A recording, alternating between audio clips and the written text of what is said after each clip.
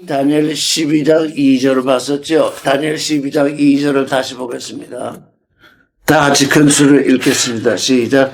땅의 지끌 가운데서 자는 자 중에 많이 깨어 영생을 얻는 자도 있겠고 수욕을 받아서 무궁히 부끄러움을 입을 자도 있을 것이며, 이렇게 말씀이 되어 있습니다.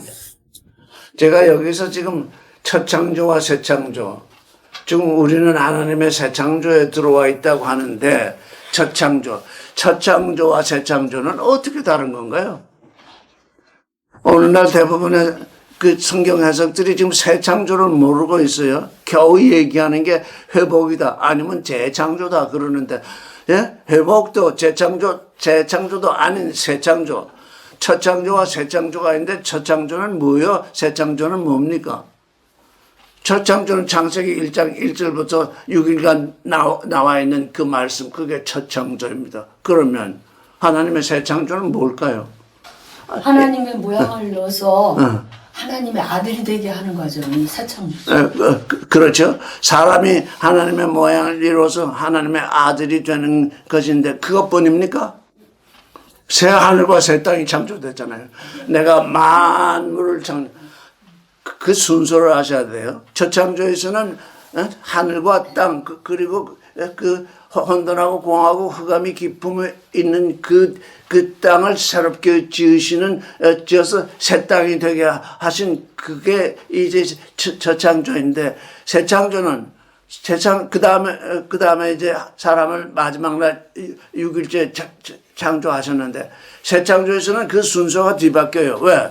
이제 첫 창조에 사람이 등장했으니까, 이제 하나님의 창조의 목적은 사람을 하나님의 아들이 되게 하시려니까, 이제 사람을 먼저 새롭게 창조하시고, 새롭게 되게 하시고, 그에 따라서 온 만물이 새롭게 되는 새 하늘과 새 땅이 들어요. 순서가 뒤바뀐다고요. 첫 창조와 새 창조의 순서는 완전히 뒤바뀌어요. 사람을 먼저 새롭게 하시고, 그 다음에 새 하늘과 새 땅이 들어요. 근데 사람을 새롭게 한다는 게 뭘까요?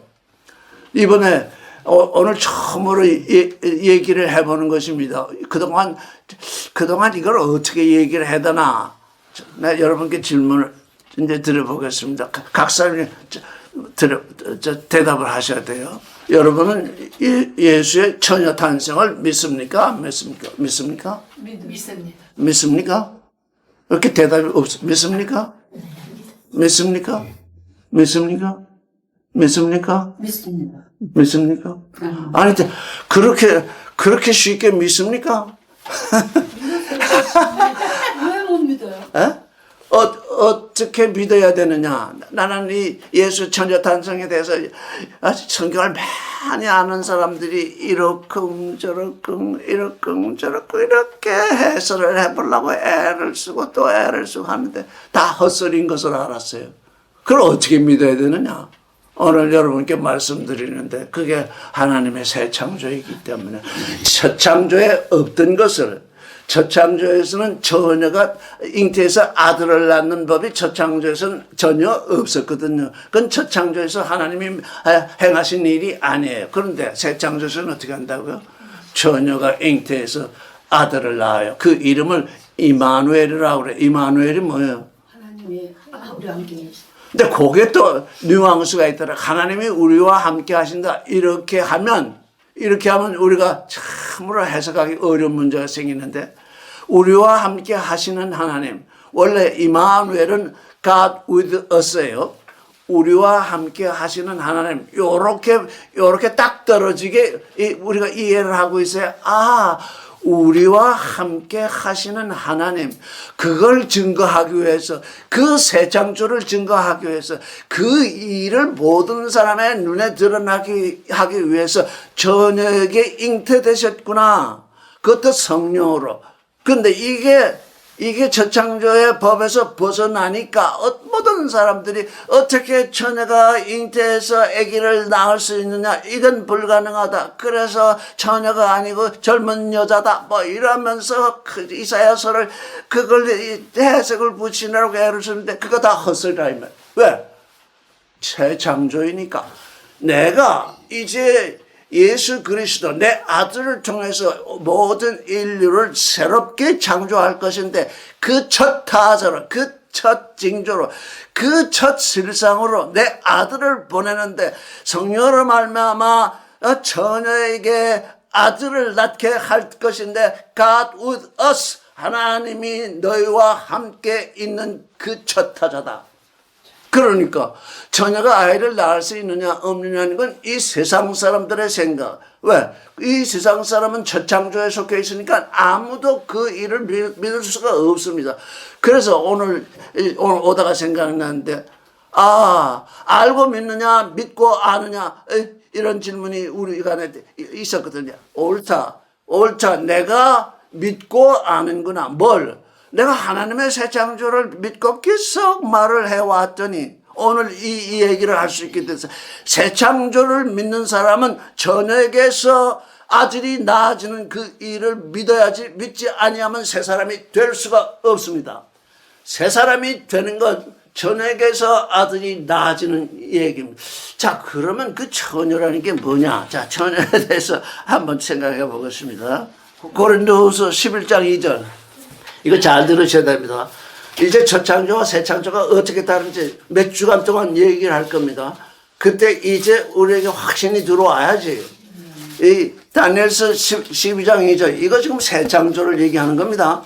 땅의 티끌 가운데서 자는 자죠. 우리가 지금 땅의 티끌 가운데서 자는 자들이거든요. 거기서 일깨움을 받아서 영원한 생명을 얻는다. 이건 완전히 새로운 창조입니다.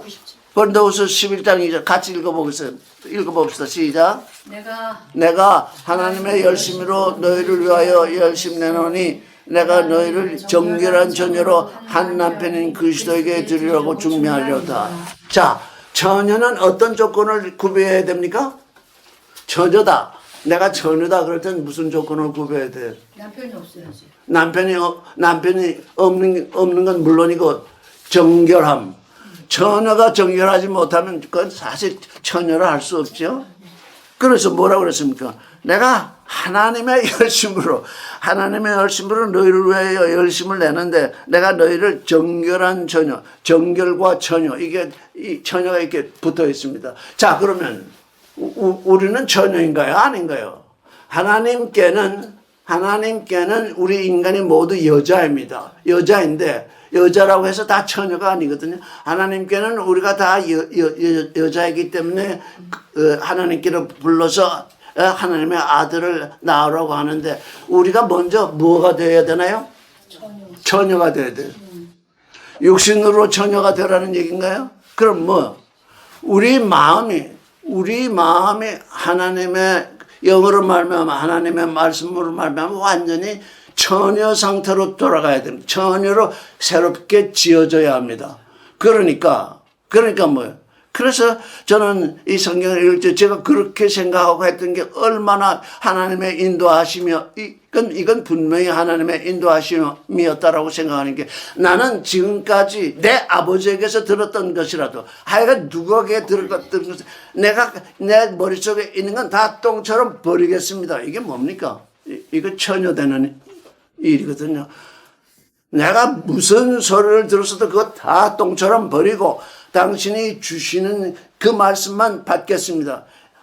나는 내가 처녀가 되는 일이 그것인지 모르고 그렇게 하나님께 약속을 드리고 이 성경을 읽기 시작했습니다. 그랬더니 이제 25년이 지난 지금에서야 그때 제가 주님께 기도한 것이 이게 처녀 되겠다고 한 기도였군요. 그래서 첫째 주님은 뭘 하십니까? 우리의 죄를 용서하시거든요. 우리의 죄는 우리를 음녀가 되게 하니까 먼저 우리의 죄를 그의 십자가로 다 사해 주시잖아요. 그게 첫 번째 조건이에요. 왜? 우리의 죄가 용서되지 아니하면 우리는 하나님께 나아가는 처녀가 될 수 없으니까 일단 우리의 죄를 용서하시고 그러면 우리는 어떻게 돼요? 우리가 계속 우리의 죄를 용서했는데 그 죄 가운데서 거해야 됩니까? 아니잖아요. 그걸 떠나야 되잖아요. 그걸 죄에 대해서 죽고 의에 대해서 살아야 되니까 죄를 떠나는 것이 회개잖아요. 죄가 뭡니까? 죄가 뭡니까? 죄는 내 생각을 따라 내 길을 걷는 게 전부 죄입니다. 그러니 내가 지금까지 지상 사람들, 종교인들, 뭐 목사, 전도사, 뭐 누구라도 아무라도 좋아요. 세상 지식으로 성경을 내게 해석해 줬으면 그게 다 나를 죄인 되게 하는 거거든요. 왜?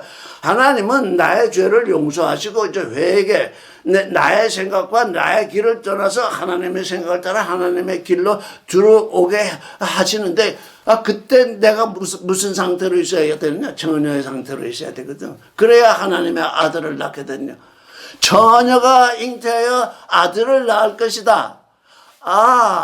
예수는 진짜 처녀에게 잉태되셨는데 그게 뭐냐? 우리에게 징조를 주시는 거잖아요. 너희는 이제 앞으로 너희는 하나님의 아들을 낳을 것인데 먼저 어떤 상태가 되느냐? 처녀가 되어야 된다. 처녀가 아니면 전부 아기를 낳으면 그 사생녀다. 그건 전부 음녀가 될 뿐이다. 그러니 우리 마음이 뭘로 새롭게 되느냐? 하나님의 말씀 외에는, 단단히 들으세요. 하나님의 말씀 외에는 우리를 정결케 할 아무것도 없습니다. 그러니까 내가 하나님의 말씀 속으로 자꾸 들어가야 돼. 하나님의 말씀 속으로 들어가지 않으면 나는 정결케 될 수가 없습니다. 세상의 교리, 세상의 논리 아무리 읽어봤자 내 머리의 지식은 복잡하게 되어 있을지라도 내 마음은 전혀 정결케 되지 아니합니다. 그러니 내 마음, 그러니 예수께서 성령으로 처녀의 몸에 잉태되신 그 일과 오늘날 사람들이 예수가 처녀에게서 잉태됐느냐 막 이렇게 설명하고 저렇게 설명해도 설명이 안 되는 그런 쓸데없는 소리를 하는 사람들은 우리의 거듭남을 모릅니다. 왜? 우리의 마음이 하나님의 말씀으로 정결하게 돼가지고 이제 하나님의 아들의 씨가 우리에게 떨어질 때 우리가 뭡니까? 아들을 낳게 되는 거거든요. 그러니 이 마음속에 육신의 정력 안 먹을 전에 이생의 자랑이 우리 안에 가득히 돌짝밭이 되어 있고 가시밭이 되어 있는데 그 안에다가 말씀을 받아도 말씀이 이렇게 씨앗을 치긴 하는데 그게 중도에 햇빛이 비치면 시들고 또 가시의 기운에 시들어서 죽어버린다. 그걸 몇 번을 반복해야 되겠습니까? 그래서 좋은 밭이라는 게 뭐냐? 정결한 처녀의 마음입니다.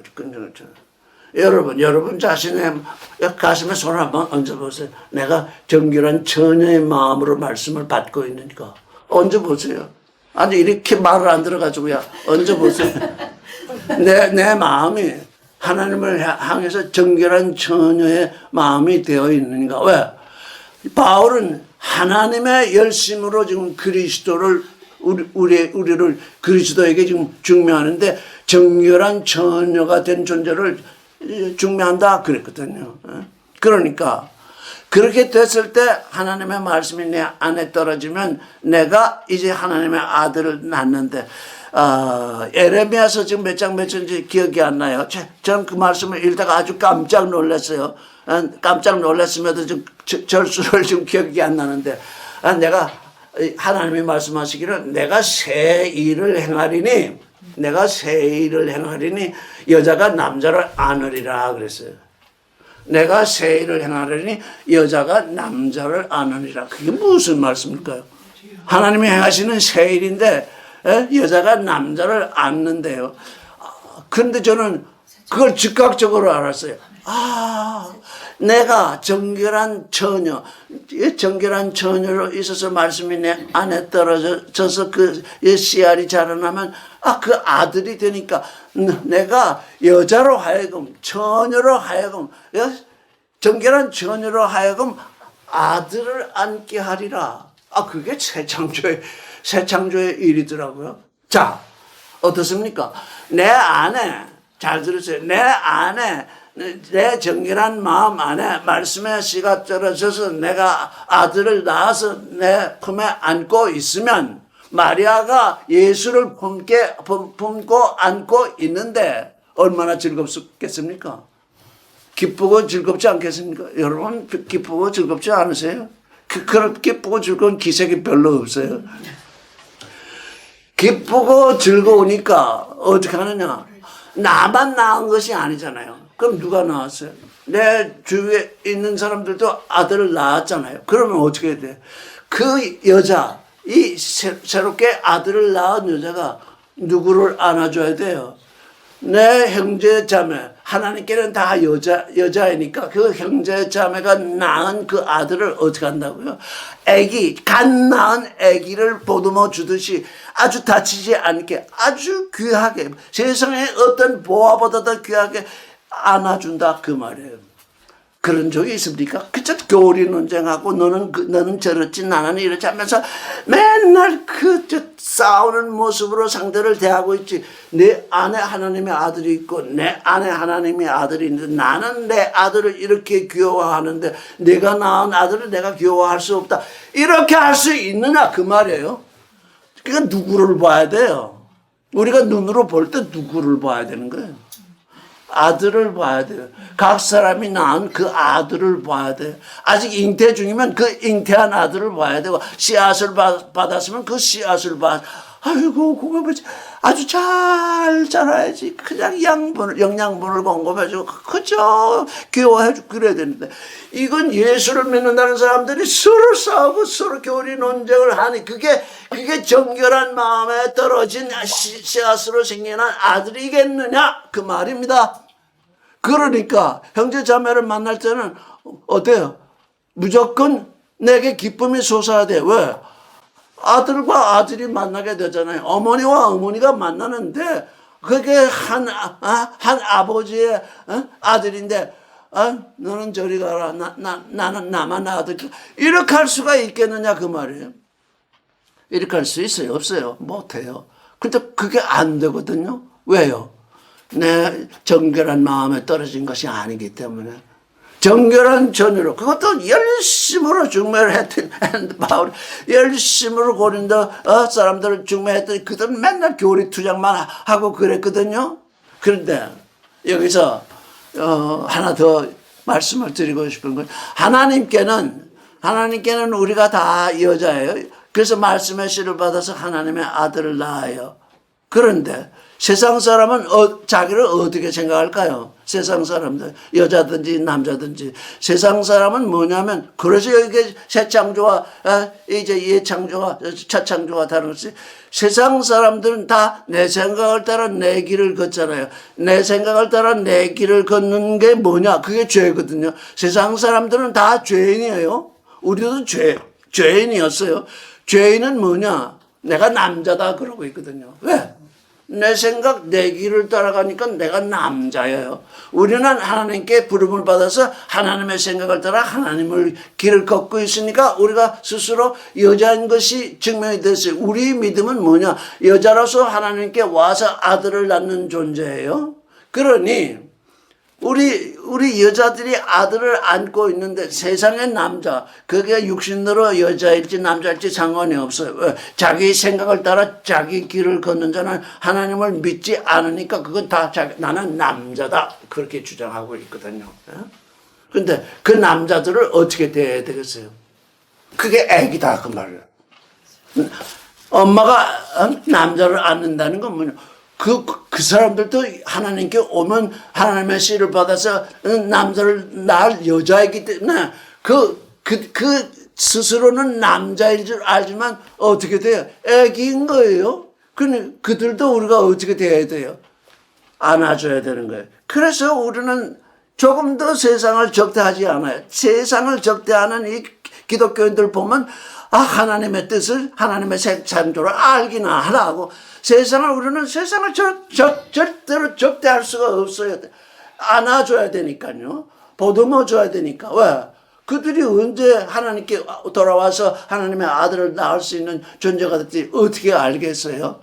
자, 그러니 우리 그게 뭐예요? 지금 제가 얘기하는 게 그게 사랑이더라고요. 나는 사랑했더니 사람들이 알아듣질 못해서 이거 어떻게 해야 되나? 왜? 하나님의 사랑이 우리에게서 드러나야 되는데 하나님의 사랑이 어떻게 드러나야 되냐면 사랑이 갑자기 뭐가 되냐면 무슨 개념. 그냥 개념이 돼버려가지고 공허한 개념이 돼가지고 알 수가 없어요. 근데 예레미야서를 읽다가 여자가 남자를 안겠다. 여자에게 씨가 벌어져서 아들을 낳았는데 그게 귀여워서 그냥 이렇게 보듬고 있는 그게 하나님이 하시는 일인데, 그게 사랑이네. 그렇구나. 그러니 우리는 사랑을 무슨 개념으로 얘기하는 것이 아니라 내 존재로서 내게서 지금 드러나야 되거든요. 나는 세상을 적대할 수 없는 존재. 그러면 우리 가까이에서 봅시다.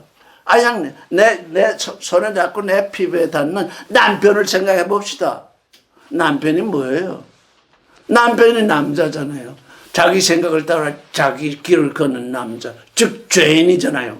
그걸 어떻게 된다는 거예요? 애기처럼 안아줘야 된다. 그게 내게서 나가는 사랑이라는 거예요. 이해되십니까? 나는 예전에 하나님을 믿는 사람들은 다 남자니까, 사랑은 남자의 것이니까, 이제 여자일지라도 남편은 성어는 남성인 남편일지라도 여자로 여기고 사랑을 해주라. 그렇게까지는 얘기를 해봤어요. 어디선가에서. 그런데 다시 이렇게 말씀 좀 더 깊이 들어가니까, 내가 여자다. 내가 여자인데 지금 아들을 안고 있다. 아들을 안고 있으니 다른 여자들이 하나님의 아들을 안고 있으니 그 아들도 다 형제이니 그 아들도 내가 보듬어 줘야 할 것이고, 그 아들의 상태, 아들을 낳지 못한 상태에 있는 존재들은 어떻게 해야 될 것이냐. 그들마저 불쌍히 여겨야 되고, 그러면 내 옆에 있는 존재는 어떻게 해야 되느냐. 그것부터 시작해야 된다. 그들을 보듬어 줘야 된다. 내게 아무리 힘이 들고 내게 하나님이 사랑하는 아들이 내게 태어났고 내게서 아들을 보듬을 수 있는 사랑의 힘이 있다면 내 남편, 내 아내 보듬어 주는 건 문제가 아니다. 그렇게 새 창조에서 바뀌어야 한다 그 말이에요. 근데 새 창조에 들어오질 않으니까, 새 창조로 말미암아 생겨나는 사랑을 모르기 때문에 그저 예수를 믿어도 남편과 아내가 있으면 남편이 나를 사랑해 줘야 되는데 나는 왜 이렇게 사랑을 못 받지? 그러고 있더라고요. 나는 이제 사랑자가 되었어요. 나는 이제 누구에게 사랑을 받을 필요가 없어요. 하나님의 사랑이 내게 넘치고 있는데 뭐 다른 사랑? 그건 내게 필요가 없어요, 사실. 그가 나를 사랑해주면 고맙긴 하지만, 그거로 말미암아 내가 감동하거나, 그렇지 않아요. 왜? 그보다 훨씬 큰 하나님의 사랑이, 하나님의 사랑이 내게 와 있는데, 그게 아들로 와 있다. 그 말이에요. 아들로 와 있는데, 그게 내게 증거가 되어 있는데, 그 아들을 품은 사람이 내 아들만 품고 있겠다? 아니죠. 아니야. 그래서 첫 창조와 새 창조가 이렇게 다릅니다. 세상 사람들은 내 생각을 따라 내 길 가니까 내게 유익이 되면 사람이라도 죽이고 사람이라도 속이고 뭐 누구라도 함정에 빠뜨리지만, 새 창조에 들어온 사람은 사랑의 아들이 내 안에 턱 떨어지고 내가 그 아들을 보던 거니, 아들을 안고 있는데 내가 어디를 두리번거리겠어요. 아들을 품고 그 아들이 자라도록 지금 보호를 해야지 어디 딴짓을 하겠습니까? 그랬더니 그게 뭐예요? 내 남편을 사랑하고 내 진짜 아들을 사랑하고 내 딸을 사랑하고 내 이웃을 사랑하는 게 뭐더라? 그게 내 아들을 사랑하는 것이더라고요. 내 안에 태어난 그 아들, 내 안에 태어난 그 아들을 사랑하는 것이 내 이웃을 사랑하는 것이와 같은 것이더라.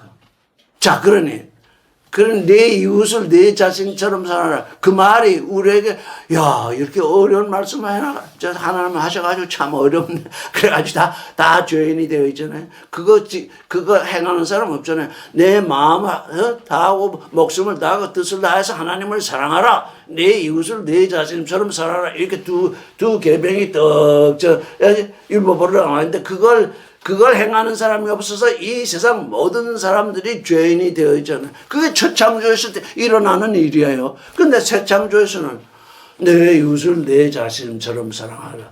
내 하나님을 마음을 다하고 목숨을 다하고 뜻을 다해서 내 하나님을 사랑하라. 그게 내게 와 있는 사랑의 계명이다. 그랬더니 그 계명이, 그래서 예수께서는 내 말이 하나님의 계명이 뭐냐? 하나님의 계명은 내 권세다. 하나님께 나아진 아들을 가진 존재는 누구를 억지로 사랑한다고 해서 되는 것도 아니지만 억지로 사랑하는 것이 아니라 그만 그 아들 때문에 권세가 돼가지고 그냥 사랑이 흘러나간다 그만. 응? 내 권세. 여러분 사랑을 권세로 가지십시오. 이거 정말 이거 저도 지금 못하고 있는데 이제 주님 당신의 사랑이 내 권세가 되게 해 주십시오. 내 권세가 되면 내가 얼마든지 나를 핍박하든 나를 미워하든 나를 죽이든 상관없이 상대가 좀 하나님의 아들을 낳을 그런 자격을 가지고 있으니 또 그 아들을 낳아서 보듬고 있으니 그 보듬은 사람들과 함께 사랑을 나누게 해 주십시오. 이렇게 우리가 변해야 된다 그 말이 왜? 그게 새 창조이니까요. 근데 그 새 창조를 하는 첫 번째가 처녀에게 아들을 낳는다. 처녀의 마음, 정결한 마음. 여러분이 누구를 사랑할 수 없으면 내 마음이 정결하지 않다는 얘기. 그건 아무리 변명해도 소용이 없습니다. 누구를 미워하면 내 마음이 정결하지 않다고 하는 그것이 그냥 누구에게 말한다고 해서 되는 게 아니라 내가 나를 볼 수 있으니까 내 마음이 누구를 미워하거나 세상 것을 좋아하거나 하면 내 마음이 정결하지 않다. 내 안에 혹시 있는 존재가 이게 음녀가 낳은 아들이 아닌가. 호세에게 지금 말씀하시잖아요. 호세아라는 예언자가 있는데 하나님은 그 음녀하고 결혼을 해가지고 음녀의 자식을 낳게 하잖아요. 하나님의 예언자로 하여금 음녀의 자식을 낳게 하는 이유가 뭐냐? 음녀가 낳으면 음녀의 자식이 되니까 너희 마음이 정결해지지 아니하면 하나님의 말씀이 아무리 내 안에 떨어져도 그게 내가 선악지식으로 받으니까 그게 내 아들이 아니다. 그래서 우리의 마음이 정결한 존재인가? 지금까지 내가 하나님의 아들이 내 안에 있는 줄 알았더니 내가 지금 정결한 내 육신을 보니까 정결하기는 아주 더럽게 한량이 없다. 그러면 어떻게 해야 되겠어요? 그거 다 버려야 돼요. 십자가에 다 못 박아야 된다고요. 종교는 그걸 구하려고 했어요. 네가 육신의 아들을 많이 낳았냐? 네가 저 사업을 잘했느냐? 내가 세상을 봐. 그거 하나님께 복 받았다. 그거 하나님께 복 받은 게 아니에요. 그래서 이 선악지식, 창세기 3장의 선악지식이 왜 나오느냐? 오늘 이 말씀을 읽다가 이 말씀에 봉착했어요. 고린도후서 4장 6절을 한번 읽어보겠습니다. 그러니까 성경은 계속 새롭게 드러나야 돼요. 성경은 한 번 읽고 끝나는 것이 아니고. 고린도후서 4장 6절 같이 읽겠습니다. 시작. 어두운 데서 빛이 비치리라 하시던 그 하나님께서 예수 그리스도의 얼굴에 있는 하나님의 영광을 아는 빛을 우리 마음에 비치셨느니라. 예전에 이 말씀을 읽을 때에는 이런 생각을 했어요. 바울이 예수 믿는 사람을 핍박하기 위해서 다메섹으로 가다가 중도에서 하늘에서 빛이 비추어서 쓰러졌잖아요. 그러고서 봉사가 잠시 됐다가 눈을 떴잖아요. 그때 네가 하늘에서 소리가 들리기를 네가 왜 나를 핍박하느냐. 그런 소리를 바울이 들었잖아요. 바울이 그런 경험이 있기 때문에 어두운 데서 빛이 비치리라 하시던 그 하나님께서 예수를 핍박하던 그 어두운 가운데 있던 자가 예수 그리스도의 얼굴에 있는 하나님의 영광을 아는 빛을 받았더니 어떻게 됐어요? 봉사가 되었어요. 이거 참 눈이 어두. 예수 그리스도의 얼굴에 있는 하나님의 영광을 아는 비침을 받으면 육신이 봉사가 돼요. 그럼 누가 눈을 떠요? 속사람이 눈을 뜬다고. 세상 것에 어두워지고 하나님을 향해서 밝아진다. 바울이 바로 그런 거예요. 사흘 동안 눈이 어두워가지고 보질 못했어요. 처음에 빛이 올 때, 처음에 하늘에 빛이 올 때 우리의 육신의 눈에 어둠이 오는구나. 처음에 하나님의 빛이 올 때 우리 육신의 정력, 안목의 정력, 이생의 자랑 이게 빛을 발하지 못하구나. 이게 다 뭐가 뭔지 모르게 되는구나. 그래서 하나님의 영광을 아는 빛을 우리의 마음에. 근데 그게 이제 어떻게 돼요? 그게 그 빛이 마음속같이 비추어진다는 얘기잖아요. 근데 그게 어디에 있냐? 예수 그리스도의 얼굴에 그 빛이 있대요. 근데 하나님의 영광을 아는 빛. 이게 참 재미있더라고요. 아담이 에덴의 동산에서 선악을 아는 나무. The tree of knowledge of good and evil. 그러니까 선과 악의 지식의 나무. 직역하면 그렇습니다. 선과 악의 지식의 나무, 좋음과 나쁨의 지식의 나무. 여기는 뭐냐? 하나님의 영광의 지식의 얼굴, 하나님의 영광 아는 빛. The light of the glory of God. 똑같아요. 에덴의 동산에서 하나님이 아담에게 선악 지식의 나무를 먹지 말라 한 것은 무엇이냐? 하나님의 영광을 아는 빛. The light of the knowledge of glory of God. 하나님의 영광의 지식의 빛. 하나님의 영광의 지식의 빛. 그걸 비추려고 하나님의 영광을 아는 빛을 아담에게 비추려고. 뭘로? 말씀으로. 아담이 잘못 알아들었구나. 하나님의 선악을 알게 하는 나무, 선악 지식의 나무, 선악 지식의 나무의 실과를 먹지 말라 하는 것은 예수 그리스도의 얼굴에 있는, 그때는 예수 그리스도가 계시되지 않았으니까 말씀 속에 있는 하나님의 영광을 아는 빛, 그 빛, 하나님의 영광을 아는 빛을 주려고 그렇게 말씀하신 거거든요. 그러니까 잘못 거꾸로 알아듣고 오늘 예수 그리스도를 믿는 사람들이 다 거꾸로 알아듣거든요. 기복신앙 이게 뭡니까? 하나님의 영광을 아는 빛이 아니에요.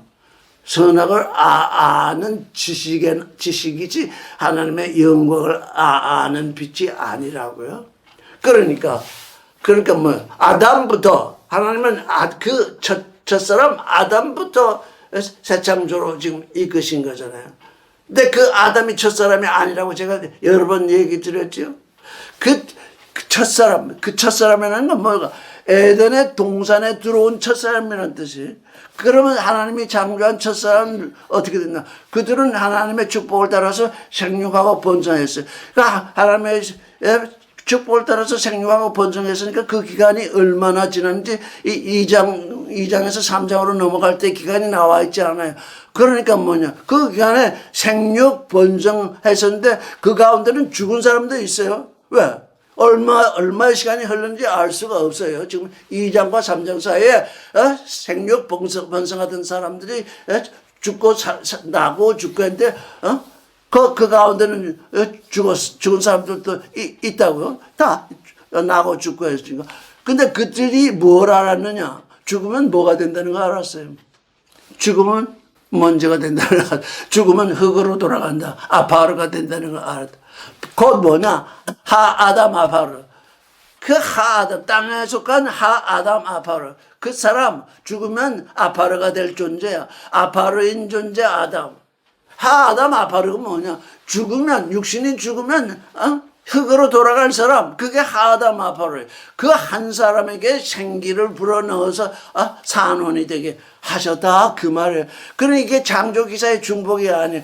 이게 창세기 3장부터 새 창조가 시작되는데 그걸 모르니까, 성경을 읽으면서 그걸 모르니까, 이건 하나님이 내게 주신 은혜예요. 이 은혜를 그냥 썩힐 수가 없으니까 지금 계속 떠들고 있는 거예요. 전파하고 있는 거예요.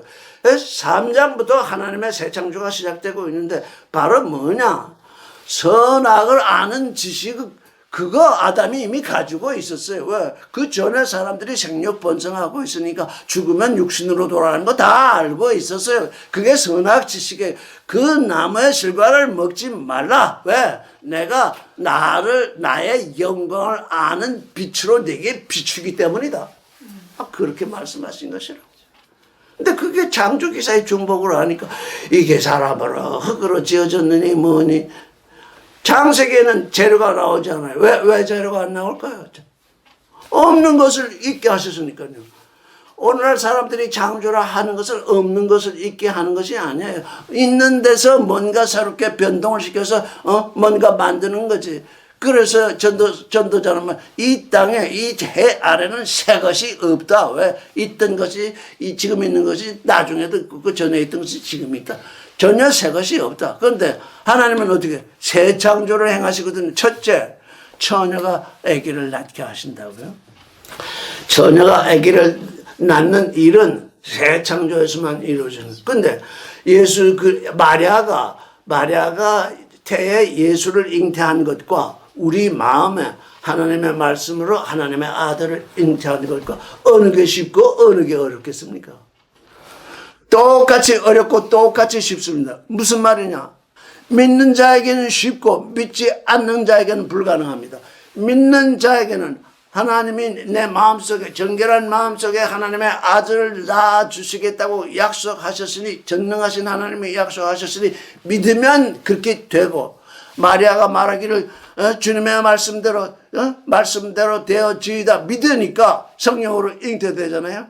그렇게 똑같이 쉽습니다. 근데 믿지 아니하면 불가능합니다. 되지 아니합니다. 그래서 뭡니까? 누구에게 쉽느냐? 믿는 자에게, 정결한 처녀로 믿는 자에게는 그처럼 쉬운 일이 없고 믿지 않는 자에게는 그처럼 불가능한 일이 없다. 이렇게. 그러니까 하나님의 아들을 낳는 것은 쉽기도 하고 불가능하기도 한 일입니다. 그래서 그 불가능한 쪽을 바라보니까 어떻게 처녀가 아기를 낳겠냐 뭐냐 하면서 그걸 가지고 그 하나의 특별한 예로 여기서 처녀가 낳았으니 뭐 어쩌고 저쩌고 그 다 소용없는 소리고 하나님의 새 창조는 뭐냐? 예수 그리스도가 제점 타사로 오셔서 이 처녀에게 잉태된 이 일은 God with us 우리와 함께 하는 하나님 이마누엘 그거 너에게 눈으로 보고 귀로 듣고 마음으로 깨닫게 하기 위해서 하는 일이었다. 그 말인 것입니다. 그게 이제 새 창조의 첫 번째 일이고 마지막 일은 또 뭐냐? 첫 창조에 있는 그 생명을 가진 존재는 생존 다 죽습니다. 새 창조는 뭐냐? 죽은 자가 살아나거든요. 첫 창조에서는 처녀에게 하나님의 아들이 태어날 뿐 아니라 죽은 자가 사는 것이 새 창조입니다. 어떻게 죽은 자가 부활하겠냐? 첫 창조의 법에 있는 사람들은 그건 불가능합니다. 왜? 그건 그들은 첫 창조에 있기 때문에 첫 창조에 있는 존재는 불가능합니다. 새 창조에 있는 사람만이 죽었다가 삽니다. 그래서 이 일은 우리 사도들은 뭐라고 말을 했는가 했더니 바울이 얘기하기를 죽은 자들 가운데서 일어난 첫 열매다. 죽은 자 가운데서 첫 열매가 누구라고요? 예수 그리스도라고요. 그러니까 죽음이라는 게 뭐 인생들이 육신으로 죽는다는 게 이 죽음이라는 게 뭐예요? 마리아의 태에서 태어나셨듯이 우리 새 창조에 있는 사람들은 이 죽음을 뭐로 알고 있어야 돼? 이거 참으로 굉장한 인식의 변화, 아주 나의 삶의 완전한 변화. 죽는다는 것은 내가 부활한다는 것입니다. 죽은 자들 가운데서 이 첫 열매가 되셨으니 이제 우리도 죽은 자들 가운데서 일어나는 열매들이 될 것인데 이게 죽는다는 건 내가 새롭게 부활하는 어머니의 태와 같으네.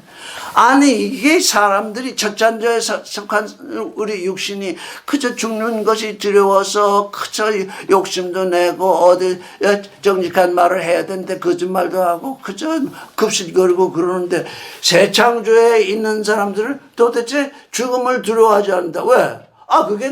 그 죽음이라는 것은 내가 부활하는 모태와 같은 것인데 모태에서 나오는 그 첫 열매, 죽은 자 가운데서 일어난 첫 열매, 죽은 자들이 있는 그것이 나의 부활의 모태가 되는 그 일, 그걸 내가 두려워해야 할 것이냐. 여러분, 이제 두려움 다 떨쳐버리고. 이래서 이게 이래서 우리가 새롭게 된다는 거예요. 그래서 이 예수 그리스도를 믿는 사람들은 아무도 두려워하지 않습니다. 아니 내가 육신으로 죽는 것조차 두려워하는데 누구를 두려워하겠어요? 여러분 두려운 자가 있습니까? 그냥 서로 아웅다웅 싸우고 나를 괴롭게 하니까 두려울지 말. 그냥 그거 다 떨쳐버리세요. 왜? 나는 죽었다가 사는 존재. 그 죽음이라고 하는 그게 내 모태인데, 부활의 모태인데, 내가 죽으면 더 좋은 존재로 지금 부활하는데, 왜 그걸 지금까지 육신 속에서 그걸 그렇게 내가 두려워했던가? 만약에 어머니 뱃속에 있는 아기들이 내가 밖에 나가면 죽겠지 하고서 못해서 안 나오려고 하면 어떻게 될까? 전부 사산되겠죠. 어머니 뱃속에 있는 아기들이 밖에 나와야 되는데 한 번도 경험해보지 못한 이 세상으로 나와야 되는데 나오지 못하고 뱃속에서 웅켜주고 있으면 그거 다 죽어서 나올 거 아닙니까? 그런데 그냥 나와버리면 새 세상으로 나오잖아요. 그게 우리의 부활이라는 것이에요. 두려워하지 마세요. 이 세상에 그저 육신의 건강 무슨 이런 걸 살려주겠다고 하는 그런 거 마음 두지 마세요. 왜? 내가 죽어야 부활하는데 내가 죽지 못하면 부활하지도 못할 거잖아. 그런데 새 창조에서 들어온 사람은 그보다 먼저 행하는 부활이 있더라고요. 육체와 함께 정과 욕심에서 육신의 정욕, 안목의 정욕, 이세장 요걸 십자가에 딱 못 박으니까 생명과 사랑과 거룩과 진리로 살아나잖아요. 그게 첫 번째 부활. 그 부활을 맞이하지 못하면 실제 두 번째 부활은 오지 아니합니다. 왜? 내가 지금 육신으로 살았을 때 너는 전체적으로 네가 육신으로 살아있는 그때 부활을 경험하거라. 왜? 내가 네게 사랑을 주었는데 주님이 말씀하시기를 내가 네게 사랑을 주었는데 내가 살아있을 때 육신으로 살아있을 때 내 사랑으로 내게 주는 그 부활을 경험을 해야 참 부활의 일이지. 그렇지 않고 네가 어떻게 부활에 동참하겠냐. 그래서 육신의 정력, 안목의 정력, 이생의 자랑, 선악시 거기에서 죽으라. 그걸 십자가에 못 박으라. 그러면 생명, 사랑, 거룩, 진리로 부활하리라. 그게 내가 살아있을 때, 육신으로 살아있을 때 경험하는 부활이다. 그거 알파의 부활, 그거 경험한 자만이 내 부활 속으로 들어온다. 그런데 그게 두려워가지고 육신의 정력, 안목의 정력, 이생의 자랑, 그저 육신의 먹거리, 눈으로 볼거리, 이 세상에서 가질 거리, 나의 모든 이 육신의 일을 정당화하는 선악시, 그거 없어지면 내 존재가 없어지는 것처럼 다 그렇게 선악지식을 가진 사람들은 다 그렇게 여기잖아요. 세상 사람들은 다 그렇게 여기고 있잖아요. 그게 없으면 그들은 식물인간이 된다고 막 단정을 짓고 그렇게 하지 않잖아요. 그런데 새 창조에 들어온 사람은 그걸 용감하게 그걸 아무 스스럼 없이 행하잖아요.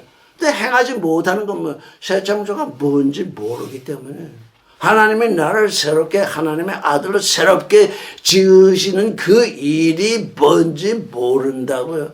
근데 새 창조의 모든 일이 하나님의 사랑으로 이루어지고 있더라고요.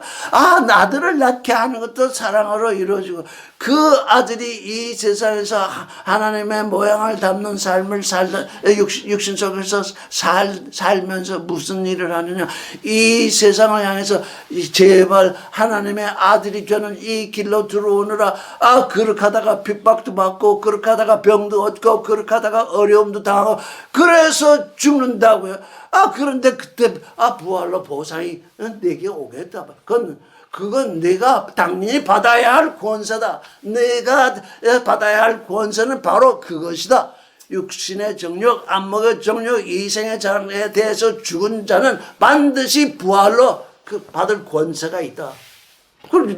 그런 내 권세를 잃어버리는 그런 그저 뭔지 모르고 그저 이 육신의 생존에 연연해가지고 그저 여기 목에 숨이 걸리는데 여기 꼴딱 그것만 귀히 여기니 그게 어떻게 새 창조 안으로 들어온 존재겠어.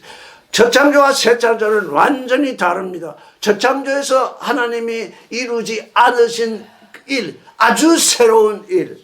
저녁에서 아기를 낳게 하신 그게 이마누엘, 우리와 함께 하는 하나님이라는 것을 증거하는 일이다. 그러니 너희가 정결한 마음으로 나의 말을 받으라. 그러면 내 아들을 낳을 것이. 그러면 너희가 그 아들을 안을 것이요. 그 아들을 안게 되면 그 아들을 아는 다른 사람들의 아들조차 안게 될 것이요. 세상 사람, 자기가 남자라고 여기는 그 사람들조차 안아줄 것이요. 더욱이 너와 함께 있는 존재, 아내든지 남편이든지 아들이든지 딸이든지 그거를 아주 귀엽게 안아주리라. 왜? 그렇게 하는 것이 사랑이다. 그건 뭐 알파도 사랑이요, 오메가도 사랑. 하늘에 떠있던 사랑이 여러분들의 가슴에 내려오고 있습니다. 이게 하늘에 떠있으니까 내가 그 사랑을 붙잡지를 못하고 사랑은 많이 하는데 사랑은 못하잖아. 존재적으로 내 안에서 내가 사랑하는 아들을 여러분 아기를 낳아보셔서 하지만 내가 낳은 자식이 있으면 그거 어쩔 수 없이 내 배로 낳았으니까 나에게 해코지를 하든 나를 괴롭게 하든 그거 어떻게 그 사랑은 아니죠. 그게 거기는 정이 포함되는데 그 정일지라도 그렇게 하는데 그게 사랑의 아들이 더 내게 안겼으니 나는 뭐 어떤 존재가 되어야 할까요? 이 새 창조에 대해서 매 주간 계속해서 지금 나아갈 텐데 오늘은 처녀에게 아들이 낳는 일, 예수가 마리아의 태에 낳아진 것과 우리가 이 정결한 마음속에 하나님의 아들을 낳는 것 똑같이 쉽고 똑같이 어렵습니다. 누구에게 쉬우냐? 말씀을 믿는 자에게는 그렇게 쉬울 수가 없고 말씀을 믿지 않는 자에게는 그렇게 불가능한 일이 없습니다. 그러니 예수가 처녀에게 낳느냐 안 낳느냐 그 논쟁을 하는 건 아무 소용없는 논쟁이더라고요. 아무 소용없는 논쟁. 오늘은 여기까지 하겠습니다.